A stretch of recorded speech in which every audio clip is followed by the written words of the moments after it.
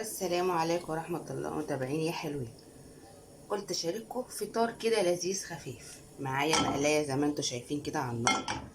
يلا نخش على طول في ايه ونحط البيض بتاعنا.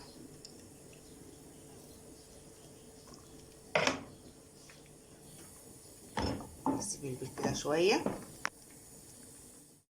بعد كده بقى ايه نضيف جبنة الرومي زي ما انتوا عايزين، الجبنة اللي عندكم، كل واحد ايه حرية شخصية. لانشون بقى نظبط نفسنا.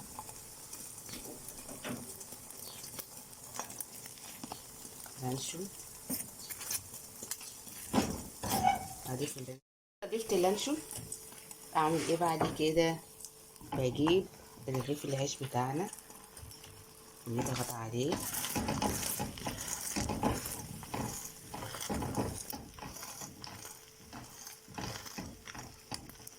نضغط عليه شويه كده عشان ايه هنقلبه على الناحيه التانية. خليكم معايا كده. ايه قلبت معاكم اهو. بصوا العيش من تحت اهو. نحط بقى ايه المرحله دي حته جبنه كريمي او جبنه نستون زي ما انتوا عايزين كده. خلصنا الجبنه الكريمي، نضيف عليه باقي رغيف العيش زي ما انتوا شايفين كده. بصوا هنقلب بقى ثواني كده، نظبط العيش مع بعض بس كده. بصوا نقلب بقى كده اهو اهو،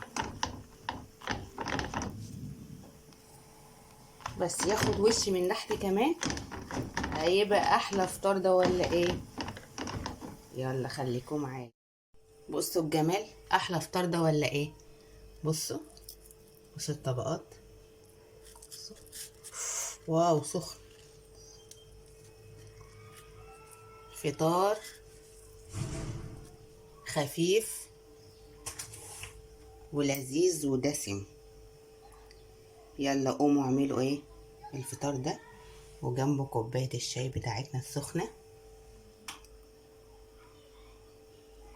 ما تنسوش تشتركوا في القناه وتفعلوا الجرس، وكفايه عليا انكم متابعيني. سلام عليكم.